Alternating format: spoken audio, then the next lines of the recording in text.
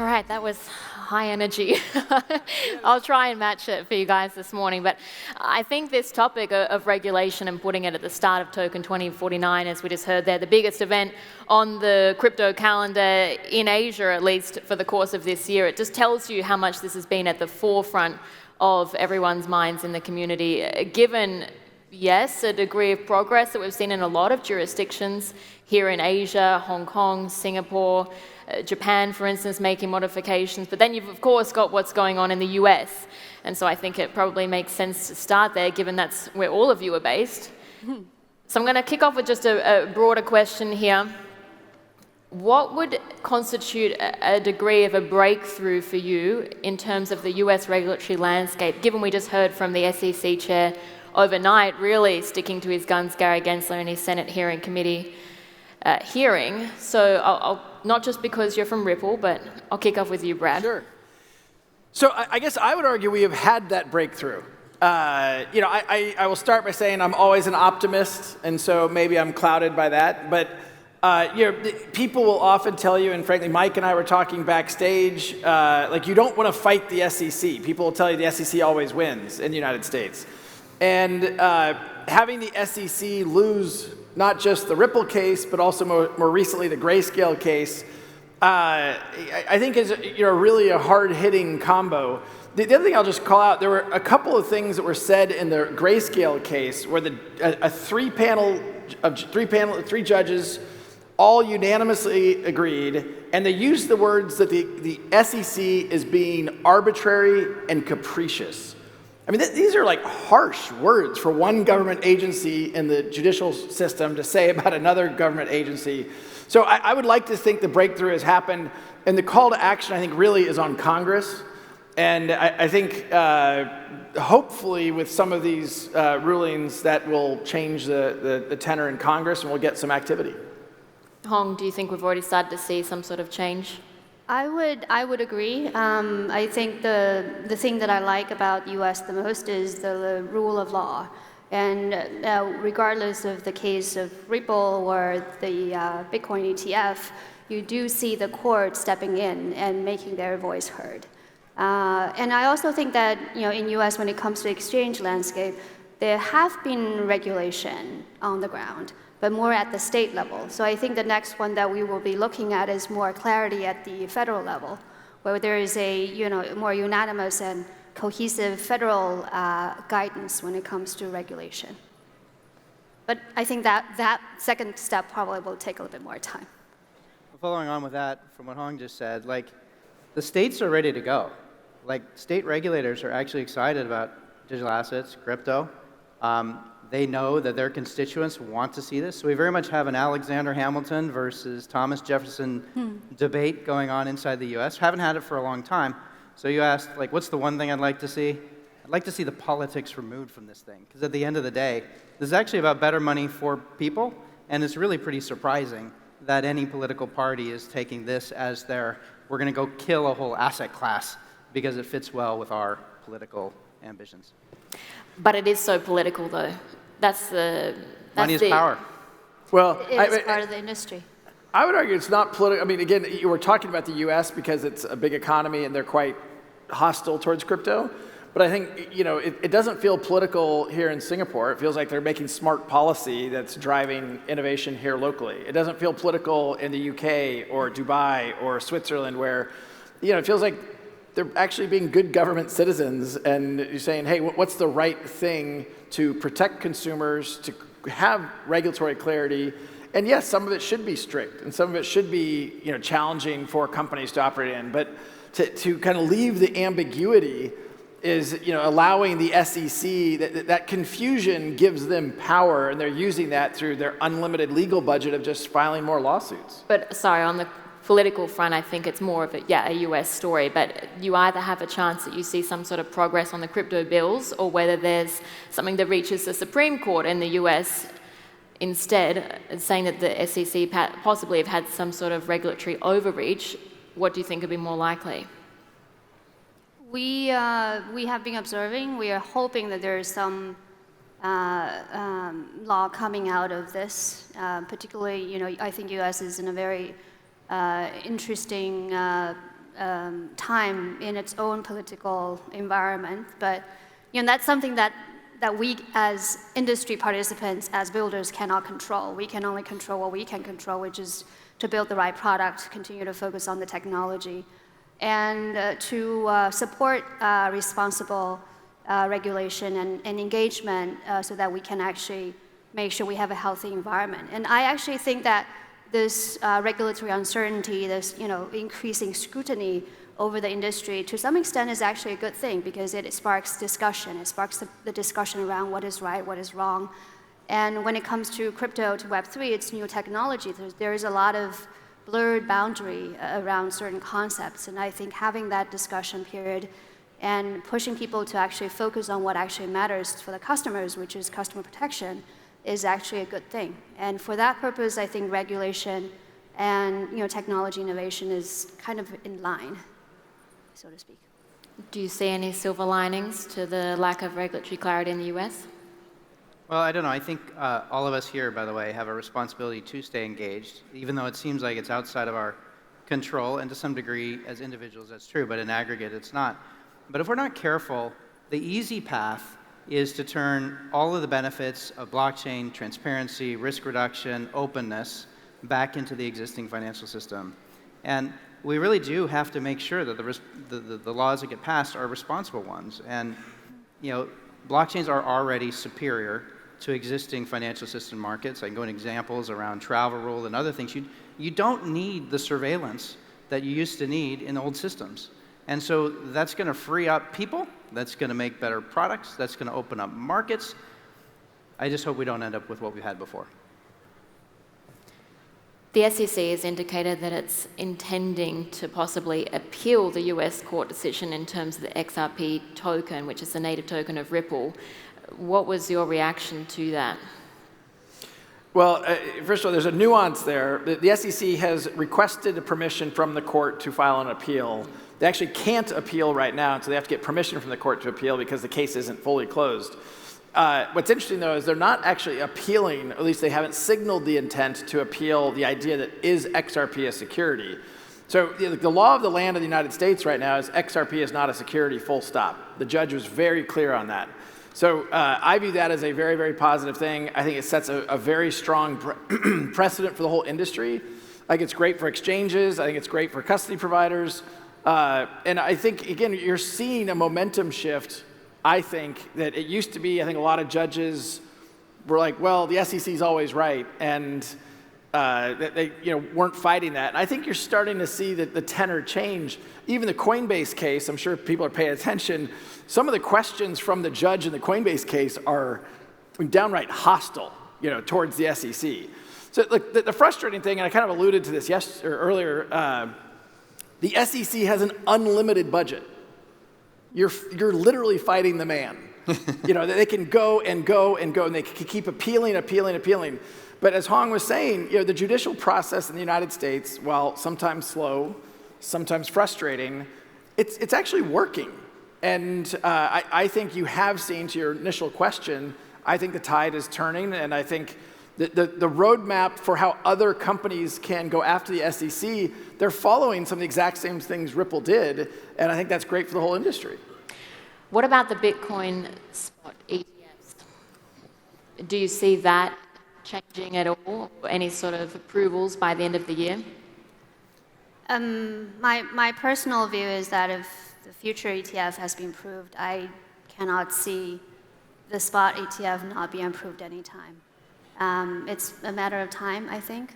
And we saw the court ruling, and I think it would be hard not to see it being approved, or unless the future ETF is overturned, basically, which is probably hard. But that's my personal point of view. I don't know. Look, BlackRock's participation is a big difference from where we've been in the past.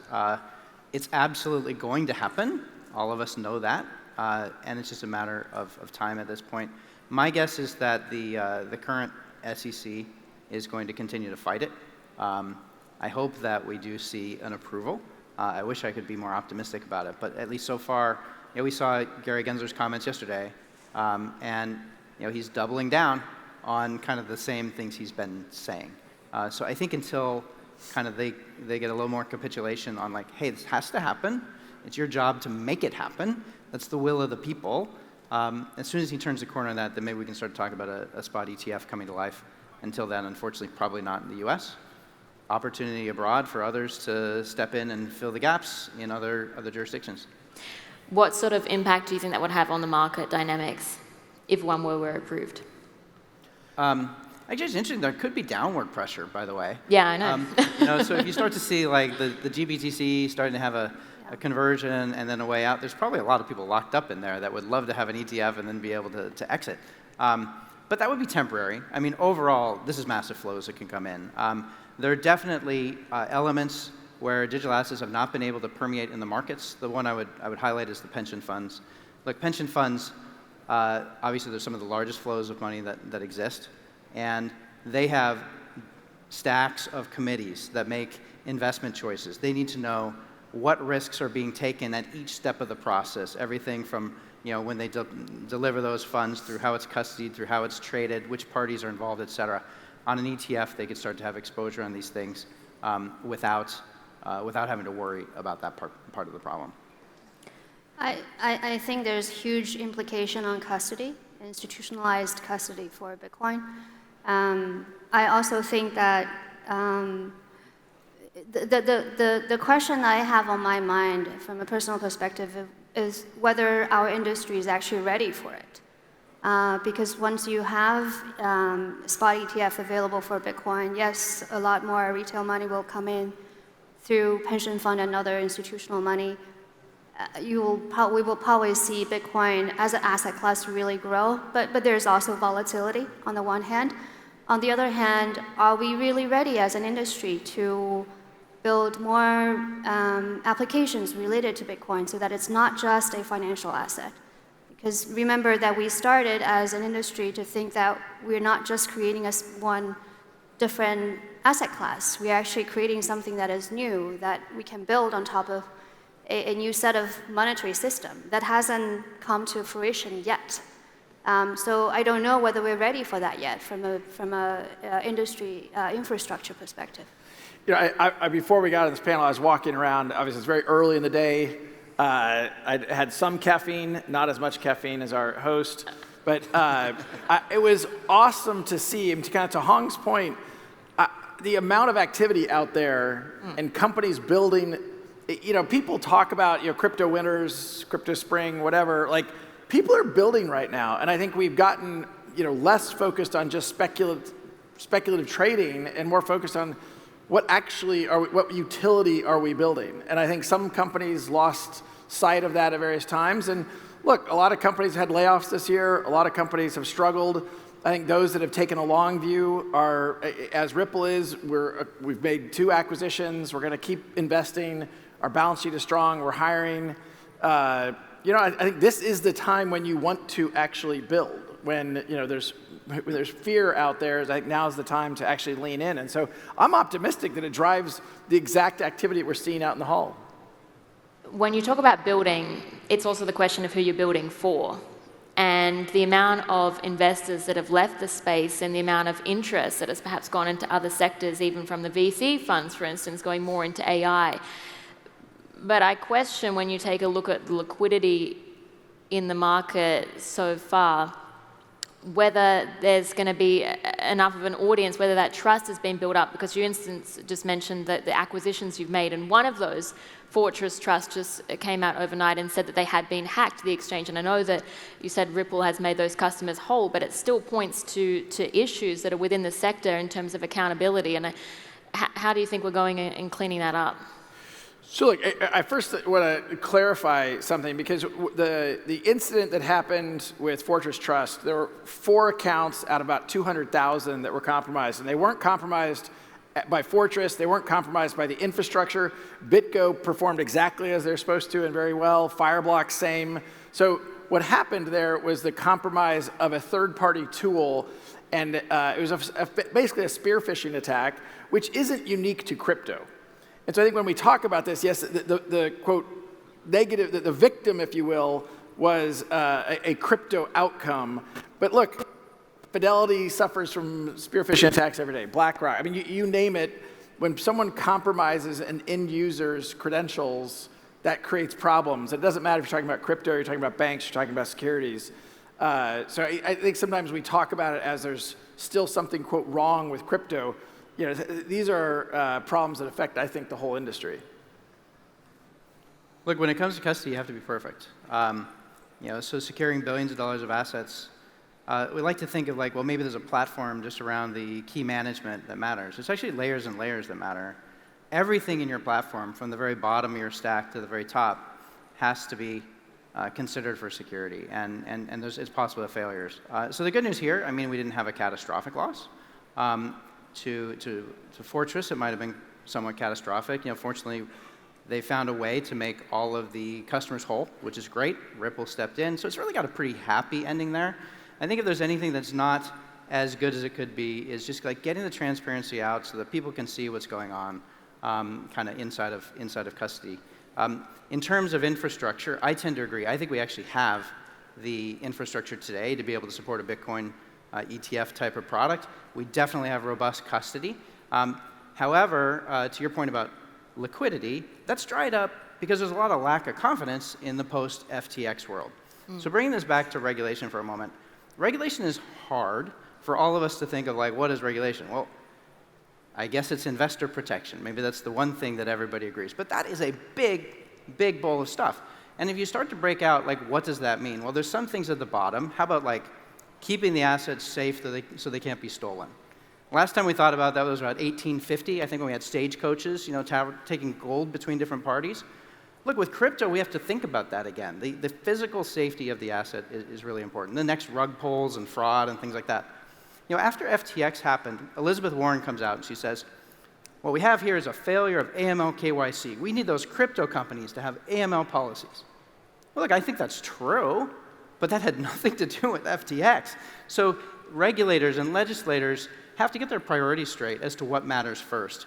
And frankly, the highest priority item when it comes to crypto regulation, I think should focus on the basics of making sure the assets are safe and can't be rug pulled. Now, investor protections, disclosures, best execution, self-dealing prevention, all of that stuff is bad. That needs to be handled. But you got to start with the basics. And anyway, right now we're talking about custody a little bit, so I think that's how that came into play for me. I would like to see the regulators really focus on prioritizing the stack of what needs to happen, make it so we can't have an FTX anymore. That'll bring the confidence back. We won't have the liquidity issues, and then we go on. But we have seen regulatory progress in other jurisdictions. So, Hong, sorry, you were going to... No, I was actually going to add on what Mike was saying because you talk about building for whom, and then Mike was talking about transparency and the pain points and the regulation, which is actually what we agreed with because when we think about the pain points for the customers and the liquidity drying up, it's exactly because of lack of confidence in the industry. And that lack of confidence is because of the lack of transparency. People cannot see when there's intermediary taking custody. And what we really believe in is, there are two parallels, right? One is the traditional regulatory framework that we need to embrace, but at the same time, we would love to be part of developing this and evolving this. And from our perspective, we think that adding the technology tools to increasing the transparency is really important. That's why we have been really focusing on developing the proof of reserve program online, automated, open source with ZK technology to really prove that the assets are backed up 100% and people can go and check on a monthly basis regularly. So, the platforms are held accountable. And, it's our hope that some things like this can be over time a part of the regulation for our industry so that it's actually technology-driven instead of intermediary-driven. And ultimately, individuals can take more accountability as well. The sooner that the regulators stop fighting, actually, the sooner we can help them make the markets better. So you mentioned proof of reserves, fantastic. Right? The auditing system that we have in today's markets across the globe is pretty terrible. You have your quarter end, and then somewhere around 90 days later, you get the report on what was happening, almost 180 days earlier inside of that company. Yeah. Blockchains, proofs of reserve, these are real-time types of things. So if you start to add proof of reserves and proof of liabilities, you still need auditors. I'm not saying you don't need it. But we can help the regulators have like a real-time view into what's going on. Now, that doesn't help regulators. That ultimately, that's about making sure investors are protected. But we got to stop fighting on the basics, settle on the definitions, make sure that everybody's agreeing that we're moving forward. And yeah, I guess I'm still a little frustrated with the US regulation. Actually, the rest of the world is in a lot better shape. And I think the beauty of having the technology solution is that, compared to traditional audit is a snapshot of one certain time, and you cannot see in between. But in crypto, in Web3, actually everything is on chain. We put out all our addresses out there. Everybody can go and check the fund inflow and outflow all the time, real time. So I think that's part of the advantage of the technology, and we should try to actually utilize it for people's benefit. We have seen regulatory progress, though, in other jurisdictions, across Asia, Europe, Middle East. Why hasn't that been enough, then, to spur confidence? I'll challenge the question, meaning, look, I remember when Bitcoin hit, I don't know, 15 or 16,000. I think today it's 25 or 26,000. Like, there actually, wasn't that long ago that Bitcoin was at 2,000. So I think sometimes it's just, you got to zoom out a little bit further. And when I hear say, why hasn't it spurred confidence? Look, Ripple's growing. I mean, we're not growing in the United States. We're growing outside the United States. And so it's because I think there have been leaders who are progressive and thoughtful about where the world is going for a lot of the reasons why Hong and Mike have already articulated, the benefits of blockchain and crypto technologies. So I think, I don't look at it and think, oh, the market's really suffering. I think, sure, it's nicer when, Bitcoin was at 60,000, but I just think we should zoom out a little bit and be like, wow, this industry has come a long way. There are 10,000 plus people here for TOKEN2049. I'm guessing by the time Dubai comes around for next year's event, like there's going to be more people. But I remain very optimistic about the direction of travel, in part because of the court system, in part because other jurisdictions are providing that clarity. And even these are major economies. The UK is totally leaning into crypto. They're making sure there's consumer protections, but as Mike just said, the only country I would not encourage people to start a company in right now is the US. There's probably some others, but the US is a big one to call out. What do you make of the progress that we've seen in other jurisdictions this year? Look, I think we've all actually been in the space for a long time. I think Brad said it pretty well. This space has come very far, very fast. The conversations that we were having back in 2013 and 2014 about what was the industry going to look like, and even back then, people recognized that sooner or later there's kind of a butting of heads between regulation and digital assets. We have to have it. We have to have safe markets. We want that. We want investor protections. We don't want scams. Everybody's in that same boat. But it's going to be a tumultuous time, and it certainly is. So I share Brad's optimism about it's actually a lot better than you think. It's just that the U.S. is right now the third rail of crypto regulation. The one thing maybe I'll say, which to add a bit of controversy to this, I still think there is an underlying segment of the crypto world that is so anti-regulation and all about anonymity. In my judgment, if we want this industry to thrive and achieve, I think, what it can to fundamentally rewire how financial infrastructure works, we can't pretend that government regulation doesn't matter. And I still think, frankly, one of the problems in the United States is you have, even within the industry, infighting, right? You've got these various, lobbying organizations in the United States, in Washington, D.C., with lots of members from the crypto community, and they all don't agree. And so, I've been to Capitol Hill. I'm sure maybe both of you have as well. You go to a senator or a representative's office, and there have been two other crypto people in there earlier in the day saying different things than what I'm saying. And there's some basic things I feel like we have to agree. If we want that progress, we have to agree on some basic things. And I think, I still do find categories of the crypto community fighting some of these basic regulatory frameworks.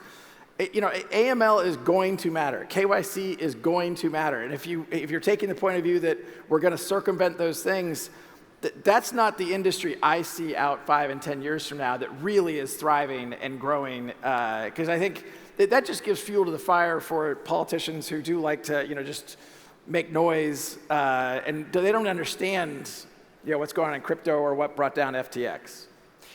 What about the strictness of regulations? Because OKX, for instance, is applying for the license in Hong Kong by the end of the year. That's a jurisdiction that's very high on investor protection. It's very expensive to get the license there. And it also is very narrow, the legislation, where you can only trade a few tokens. So it's quite a tough environment. What do you make it when the regulation goes that far? I would say, we actually have quite a few licenses in process, and with basically all regulators that we are having conversations and discussions with, all of them are very focused on customer protection. There are very constant themes coming up: customer protection, corporate governance. Whether you are separating the customer assets, whether you are actually having trading against your customers. Those are very constant themes, and I think those are heading in the right direction. And with almost all regulators, they also take a very experimental approach. They want to take baby steps and figure out what actually works and make sure that they are doing the right thing for their jurisdiction, which I also think is the right thing. So from our perspective, we are very supportive of that, and in every jurisdiction that we operate where we are pursuing a license, we make sure that we actually have active engagement with the regulator, design our product at the MVP level, and then gradually push it forward. And I don't think there's a problem with that. And I think back to your question of why the market is where it is. I think we still need more clarity down the road because different jurisdictions are shaping up. Hong Kong, Singapore, EU, we're seeing more clarity, but it's still in development. I think a lot of people are still kind of in a watching mode.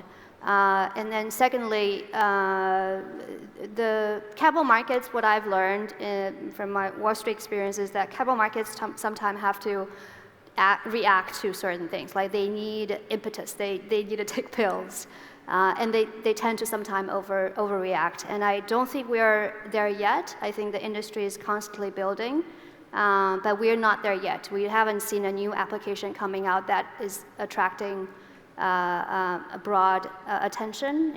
An example, or even a spot ETF getting approved can probably serve as a stimulus, but we're not there yet. But what about the profitability, though? Because when you're in a market where it's a tough environment, and going back to the example of Hong Kong, it's a city of 7 or 8 million people. It can't support that many exchanges when you can only offer a few tokens. So how do you operate in that sort of environment, and why do you continue to pursue licenses in those areas? It's important, right? Because I think either from an industry perspective or from a platform perspective, we want to have sustainable growth. We want to position ourselves for the long term. We have been around for a long time. From our perspective, there are things you can control. There are revenue stream, and then there are costs. You have to be very conscious about how you spend money, how you grow, and we are very conscious of that. We make very careful decisions, and we manage our risk well as well. So. Kind of hitting on this a little bit, all the companies here are happy to do whatever regulators require. And they may set a really high bar, and we will meet it. And that'll be fine. The challenge we are going to have on the other side is, actually all three of our companies were relatively small just 10 years ago in the landscape of things. And we're now big enough that we can afford some of this. But if we aren't careful, we're going to knock out the innovators. And there's going to be new innovators, right? Every company goes through this. So we need to apply new rules rather than the existing rules. And this is difficult because sometimes regulators hear this and they think that you don't want to obey the rules. That's not the truth. That's not what I'm trying to say. What I'm trying to say is the existing rules will by definition, by having the surveillance, by having the teams required just to get started, prevent new innovation from happening. So that's my big concern for kind of the way things unfold next. How do you look at the question of profitability in a market like this? Look, the thing I get excited about, and I imagine there's a lot of entrepreneurs out here building in the crypto space, is I don't think about that at a static point in time, right? If you were looking at that just today, and even to your core question that was kind of directed at Hong around OKX. If Hong Kong only allows a certain number of tokens to be traded, that's limiting. I would bet that, well, I don't know what Hong thinks. What I think is that's a starting point. And yes, maybe for the next year or two, it's a small list, and then after that, it'll be wider, and it won't be just be to 7 or 8 million people in Hong Kong. It turns out there's a few, more than 1 billion in that broader community. And look, you're betting on where the world is going to be. I fundamentally believe that where crypto is headed, where blockchain is headed, for a lot of macro factors, the wind is at our back. And if we just look at profitability today, yeah, it's a lot harder to have a profitable business with less liquidity today, prices where they are. That's harder. But if you look at where I think the world is going to be a little bit further out, I'm very excited about what that looks like. Call me the optimist, call me naive, call me all those things. But I've been more right than I've been wrong. I mean, Ripple's in a very good position, so I feel good about that bet. And we're going to continue to invest and hire more people and acquire more companies because I believe about where the world is going. When you said more than 1 billion people, it made me think of China. So are you saying that you think China could change its stance?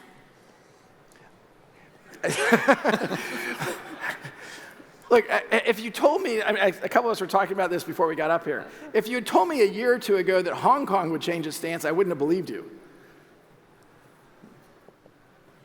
I don't know. Let's see what happens. Well, you know more about this than I do, I'm sure. We will take whatever comes. We'll deal with it. I don't know how to predict where that's going to go. I just think, again, I remember first reading that Hong Kong was changing its posture. I mean, I personally view Hong Kong as potentially a leading indicator to where broader China goes.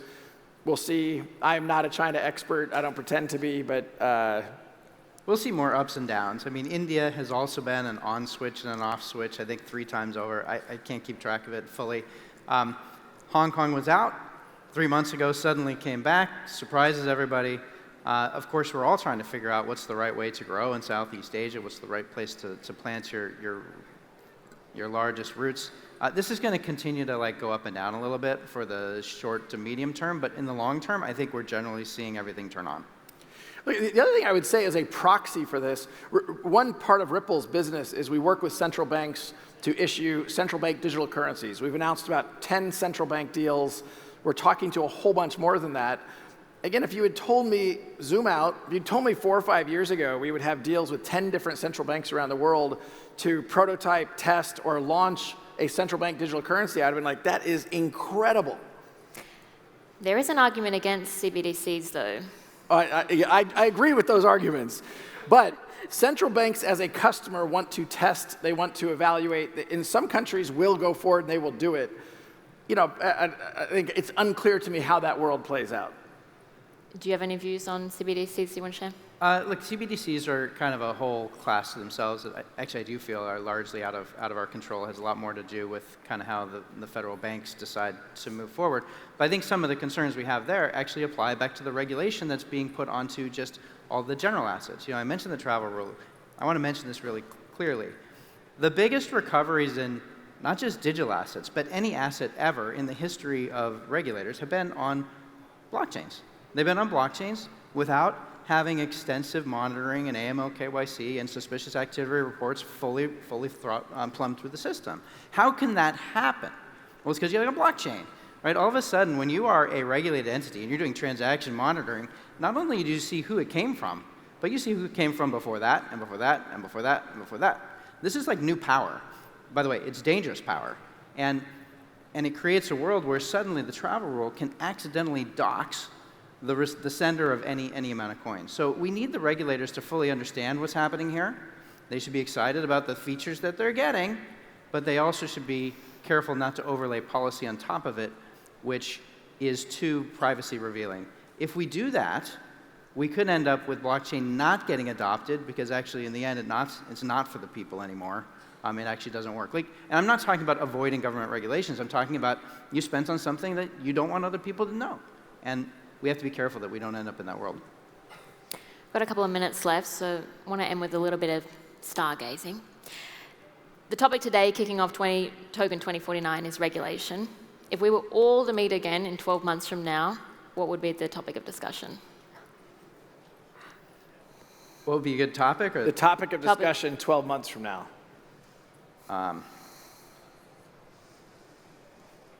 Things will be better. The judicial system will continue to, I think, come to bat and help fix things in America. I think that we will see more clarity at that level. I think the bear market is actually kind of good. I tell this to a lot of people. I kind of hope that it hangs out for like 18 months because there's a ton of building going on in this room and outside this room right now. And when the markets are a little bit more throttled, you get to focus on building the plumbing right. This is what Hong was describing as well. So, look, I think when we come back in a year, we're going to be very ready, actually, for big moves. I'll try to answer it. Look, last year, or the last 12 months, and I'm cheating a little bit with how I'm counting months, but we have had major headwinds for crypto. Mike talked about FTX, Celsius, Three Arrows, certainly the SEC, more lawsuits. Like, it is massive headwinds. And oh my God, Bitcoin's at 25,000 or 20, whatever it is today.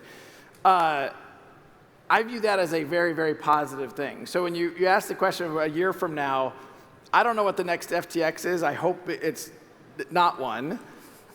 What I would bet, unfortunately, is I think there will be more unexpected things, and it's the resilience of the entrepreneurs in this room, and it's the resilience of these markets it's where my optimism comes from. The one maybe nugget I'll offer there is I think the stablecoin business will be a major topic a year from now because I think a lot's going to change.